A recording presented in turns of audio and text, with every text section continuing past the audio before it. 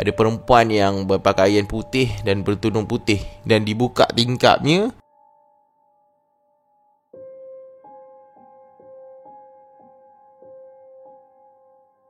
Okey, baik. Assalamualaikum warahmatullahi wabarakatuh dan selamat kembali semula ke channel Farhan Jamal. Baik, pada malam ini kita teruskan lagi dengan video reaksi seram pada malam ini berkaitan dengan satu kisah seram ini yang FJ jumpa dekat kelab cerita hantu Malaysia. Okey, jadi cerita ni agak panjang.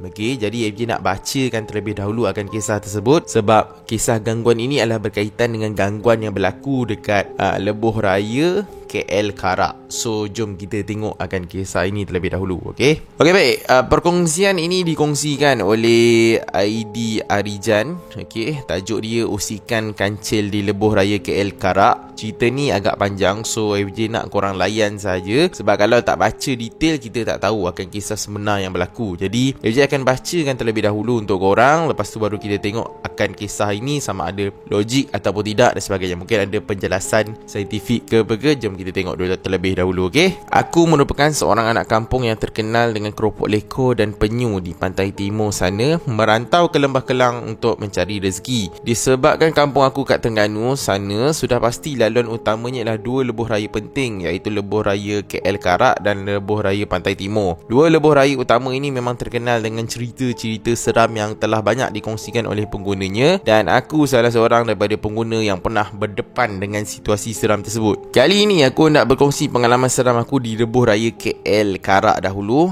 Bagi pengalaman di LPT aku kongsikan lain kali. Sebagai pengguna tega dua lebuh raya utama ni untuk berorang-alik ke kampung halaman, aku biasanya memulakan perjalanan pada lewat malam untuk mengelakkan kesesakan dan pemanduan yang lebih menenangkan. Kebiasaannya aku akan memasuki Lebuh Raya KL Karak bila jam sudah melebihi angka 12 tengah malam.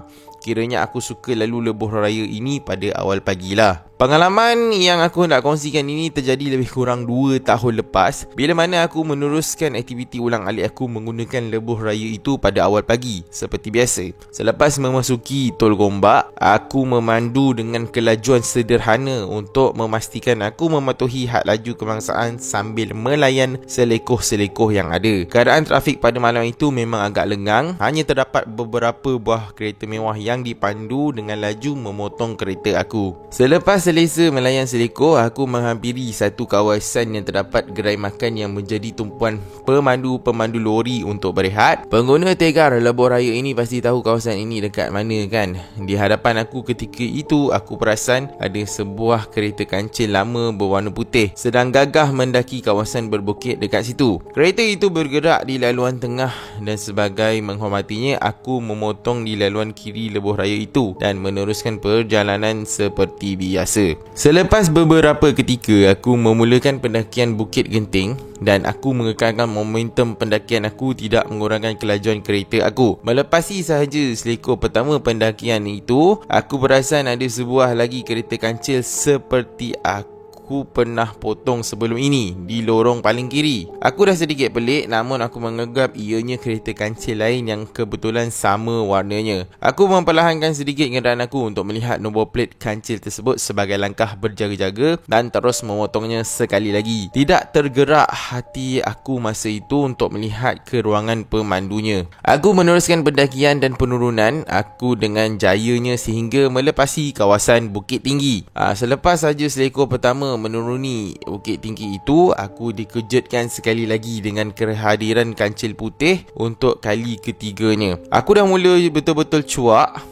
Satu cerita seram legenda urban berkaitan laluan lebuh raya tersebut terus bermain di kepala otak ni. Adakah Volkswagen kuning ini dah bertukar menjadi kancil yang berwarna putih? Aku tidak terus memotong kancil itu. Kali ini aku hanya mengikutnya daripada belakang untuk melihat nombor platenya. Sudah terbukti nombor platenya memang sama. Aku dah bertambah cuak dan terus memotongnya tanpa sekali lagi melihat ke arah ruangan pemandunya, ditambah pula dengan laluan itu agak gelap. Aku sekali lagi cuba menenangkan diri sendiri dengan mengatakan aku tersilap melihat nombor plate tersebut dan mengurangkan sedikit kelajuan kereta kerana keadaan jalan ini memang berselekoh dan membahayakan. Melepasi selekoh di kawasan susun naik ke Berjaya Resort itu, tiba-tiba kalibat kencil putih itu sekali lagi muncul di hadapan aku. Kali ni aku cukup yakin itu kereta yang sama yang mempermainkan aku sebelum ini. Aku terus memperlahankan kereta aku dan cuba mengikut rapat kancil tersebut, dan benar nombor platenya masih kereta yang sama. Kali ini sedikit keberanian aku cuba mengikut kereta itu serapat mungkin tanpa memotong sehinggalah habis laluan berselekoh di kawasan tersebut. Memasuki kawasan berlaluan lurus, aku cuba memberikan lampu tinggi kepada kancil tersebut dengan harapan dapat melihat ke ruangan pemandunya. Tetapi apa yang aku perasan, semacam tiada orang yang dilihat di ruangan pemandu tersebut. Aku mengulangi tindakan aku memberi lampu tinggi itu beberapa kali untuk memastikan apa yang aku lihat itu betul dan ia sememangnya betul. Tidak kelihatan sesiapa pun di ruangan pemandu kancil tersebut, tapi ianya kekal bergerak dengan kelajuan yang sederhana. Ketakutan kembali menguasai diri aku. Aku yakin aku sedang mengalami gangguan daripada pengguna alam lain lebuh raya tersebut, baik kerana keceluparan pemikiran aku sebelum ini memulakan perjalanan pada malam itu. Aku bertekad untuk memotong kancil itu lagi sekali dan cuba memerhatikan ke ruangan pemandu semasa sedang memotong itu. Aku meningkatkan kelajuan kereta aku dan terus memotong kancil tersebut. Ketika beriringan dengan kancil tersebut, aku melihat ke ruangan pemandu tersebut sekali lagi. Dalam kesuraman malam itu, apa yang aku dapat lihat memang membuatkan semua bulu roma aku berdiri tegak, jantung aku berdegup kencang dan ketakutan yang amat sangat memenuhi perasaan. Apa yang aku dapat lihat ketika itu, kelibat makhluk berpakaian serba putih lengkap dengan bertudung putih sedang memandu kancil tersebut. Aku dapat memerhatikan tudung putihnya melambai-lambai keluar tingkap keretanya yang dibuka separuh itu. Pemanduan aku ketika itu hampir tersasar dek kerana rasa terkejut. Aku terus memotong kancil tersebut dan meneruskan pemanduanku. Selepas seketika, aku cuba melihat cermin pandang belakang untuk memastikan kancil itu masih ada di belakang aku. Tetapi melepasi satu selekoh, kancil tersebut sudah tidak muncul-muncul dalam pandangan cermin pandang belakang kereta aku. Ketika itu aku dah berdoa moga kancil ini tidak lagi muncul di hadapan aku sekali lagi.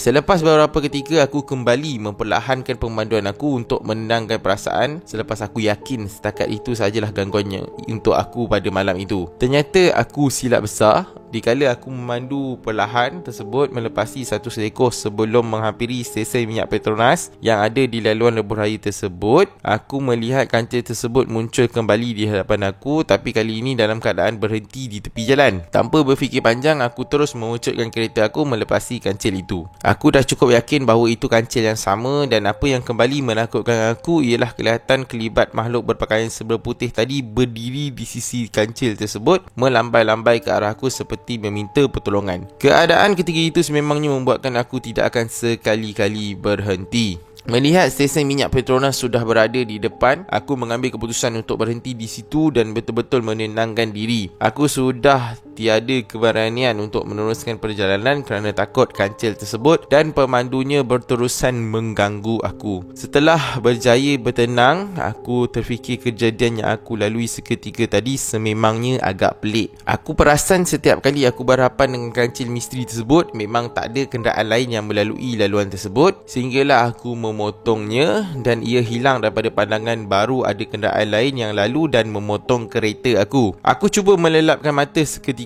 untuk mengumpul keberanian sebelum meneruskan perjalanan. Alhamdulillah, setelah berjaya lena seketika itu, aku meneruskan perjalanan dengan jayanya tanpa ada apa-apa lagi gangguan daripada kancil putih tersebut. Kejadian ini kekal meninggalkan tanda tanya pada diri aku sehingga sekarang. Adakah pemandu lain juga nampak kereta kancil putih yang aku nampak pada malam itu? Adakah aku memandu di alam lain ketika bertembung dengan kancil putih itu membuatkan tiada kenderaan lain kelihatan pada waktu itu? Ataupun semuanya masih menjadi misteri? Andainya masih ada kancil putih itu menggunakan lebuh raya itu, sekarang aku berhajat untuk berdepan dengan pengalaman ini sekali lagi untuk merungkai misteri ini. Okey, satu kisah yang agak panjang berkaitan dengan kisah seram yang berlaku lah dekat jalan lebuh raya KL Karak. Okey, itulah seperti mana yang korang dengar yang IVJ bacakan tadi. Cerita ni panjang. Okey, jadi siapa yang bosan tu boleh skip lah ke bahagian ini, di mana IVJ sinopsiskan simple saja, iaitu berkaitan dengan lelaki ni. Dia selalu ulang-alik daripada Terengganu ke KL lah. Jadi dia selalu lalu lebuh raya LPT dan juga lebuh raya Karak. Jadi pada malam tersebut beliau telah pun diganggu, iaitu dia nak pergi mana ni Dia nak balik kampung kalau tak silap. Okey, dia nak balik kampung. Dia sebab daripada Tol Gombak. Jadi kejadian dia simple lah. Dia nampak ada kereta kancil yang sama berulang kali. Apabila dia dah potong hampir 4 kali dia potong kereta kancil tersebut. Kereta kancil yang sama, nombor plate yang sama. Dan di ending dia, di akhir-akhir yang kali ketiga kalau tak silap dia jumpa tadi, dia nampak, dia cuba untuk lihat lah akan pemandu kereta tersebut. Sebab dia dah pelik kenapa dia jumpa kereta yang sama. Dia nampak ada perempuan yang berpakaian putih dan bertudung putih, dan dibuka tingkapnya dan nampak dia punya dia punya kain tudung dia berkibaran di luar kereta. Eja tak pasti beliau ni seorang diri ataupun ada berteman pada ketika itu, tapi Eja rasa beliau ni adalah seorang diri lah. Dan kejadian ini mesti orang tertanya-tanya kan, Eja, so Eja pengalaman dah hampir 100 lebih video jalan seram dan sebagainya. Rasa-rasa Eja cerita ni betul ke tidak? Jadi FG pun susah sebenarnya nak bagi tahu kat korang cerita ni betul atau tidak. Pasal lebuh raya KL Karak ni untuk laluan pada waktu tengah malam, AJ pernah lalu sekali saja. Dan sekali lagi pada waktu dah dekat dengan pagi lah. Waktu tu dah dekat dengan subuh. So 2 kali lah pengalaman FJ memandu dekat jalan tersebut. Ada lagi beberapa kali yang FJ lalu pada waktu siang dan sebagainya lah. Itu tak kira lah kan. Yang FJ lalu pada waktu malam 2 kali. Satu memang